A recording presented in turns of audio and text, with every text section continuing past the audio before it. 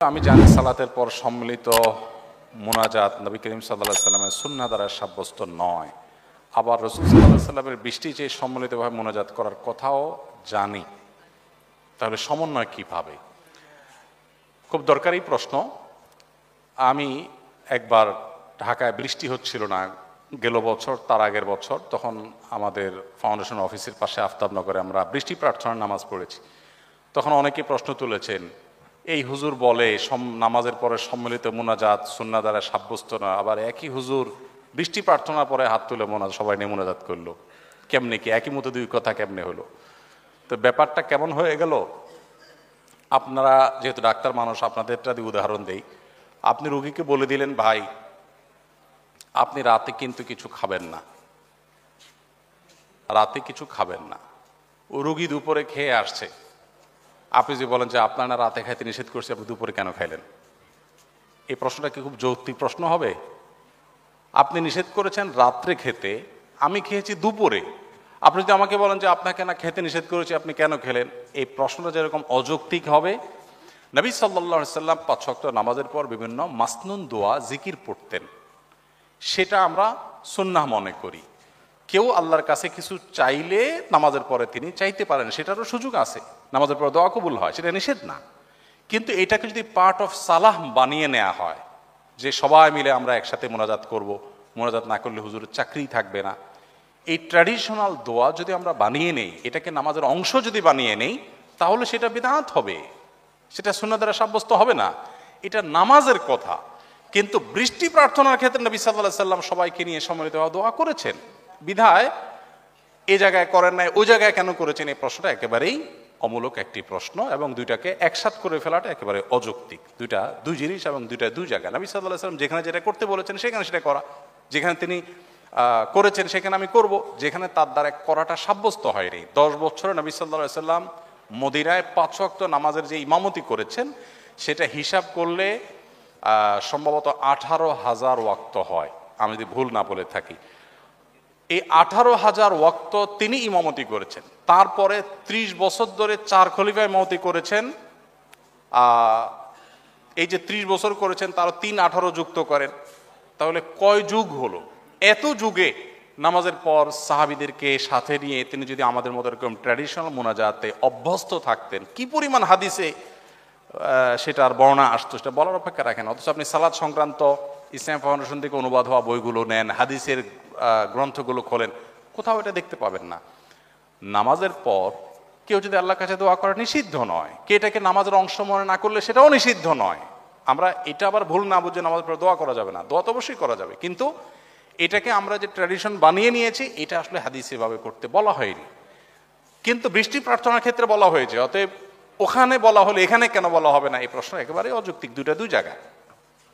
আচ্ছা, এরপরে প্রশ্ন হলো, বর্তমান বিশ্বের পরিপ্রেক্ষিতে উম্মার প্রতি আমাদের দায়িত্ব কিভাবে পালন করতে পারি? অনেক বড় প্রশ্ন, ছোট্ট করে বলি। উম্মার প্রতি, মুসলিম জাতির প্রতি একজন মুসলিম জাতির সদস্য হিসেবে আমাদের কর্তব্যের মধ্যে প্রথম কর্তব্য হবে আমি নিজে একজন আদর্শবান ভালো মুসলমান হওয়া। এটা হলো প্রথম দায়িত্ব।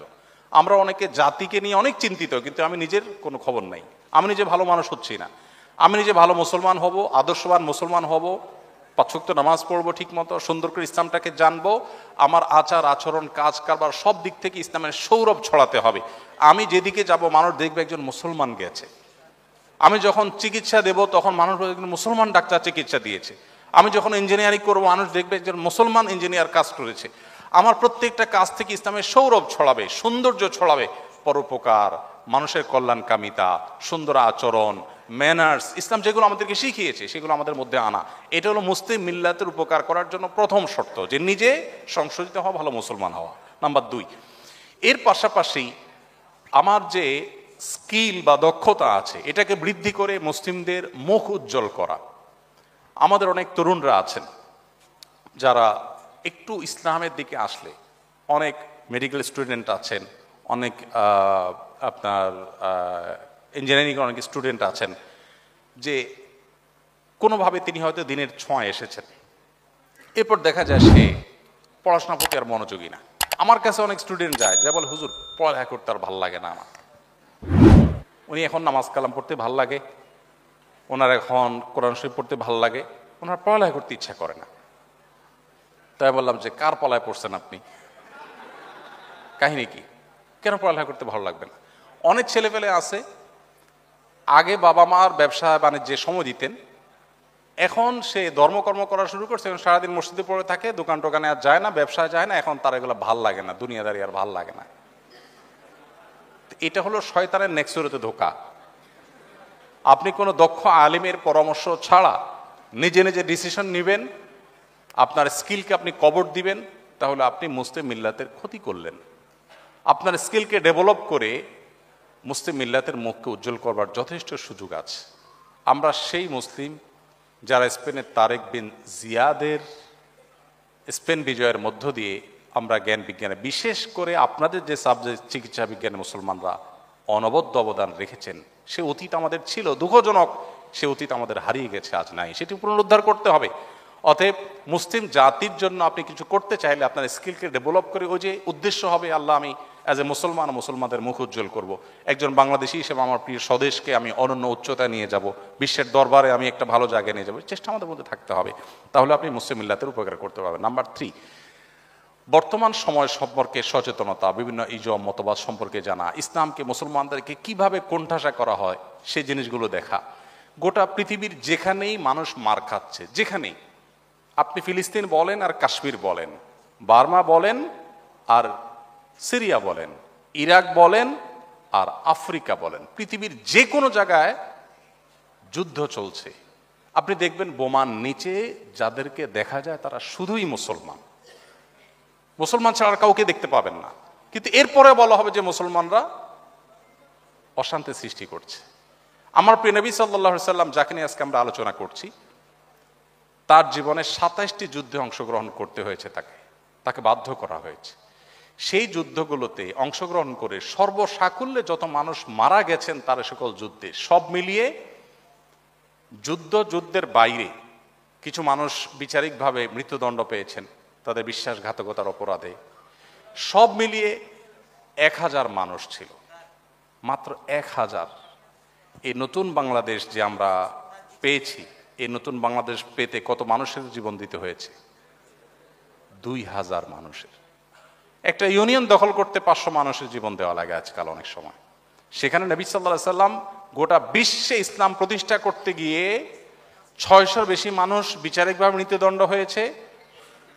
এত মানুষ কিভাবে হলো? ওই যে একসাথে ইহুদিদের বিশ্বাসঘাতকতা মদিনাতে ছিল, মদিনার সনদ লঙ্ঘন করেছিল তারা, এটা ঐতিহাসিক ঘটনা। আর মাত্র 400 মানুষের জীবনের বিনিময়ে ইসলাম গোটা পৃথিবীতে প্রতিষ্ঠিত হয়েছে। অথচ দুইটি বিশ্বযুদ্ধে 100 মিলিয়নের বেশি মানুষ নিহত হয়েছেন, মুসলমানরা করেছে। এরপরও মুসলমানদের দোষারোপ করা হবে। তো বিশ্বের এই পট পরিবর্তন, এসব পলিটিক্স, বিশেষ করে মুসলমানদের স্বার্থ সংশ্লিষ্ট বিষয়গুলো, এগুলো আমাদেরকে জানতে হবে। আপনারা শিক্ষিত মানুষ হবে, সেগুলো আপনারা পড়বেন আমি আশা করব।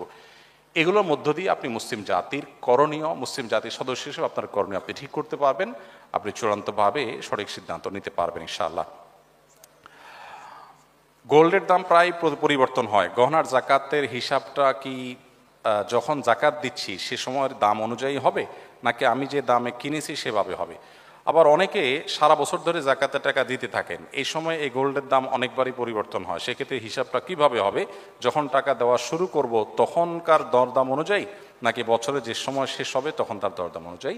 খুবই সংক্ষিপ্ত উত্তর, আপনি যখন জাকাত ক্যালকুলেশন করবেন, আপনার জাকাত বর্ষ যখন পূর্ণ হবে, তখন আপনার কি কি অ্যাসেট আছে সব হিসাব করবেন। ওই সময় ওই গোল্ডের বিক্রয় মূল্য যেটা আছে সেটা হিসাব করে আপনি জাকাত কাউন্ট করবেন। এরপর আপনি আস্তে আস্তে দেন আর না দেন, কিন্তু হিসাব হবে তখনকারটা। আর যখন কিনেছেন তখনকার হিসাব অবশ্যই হবে না, পরেরটা হিসাব হবে।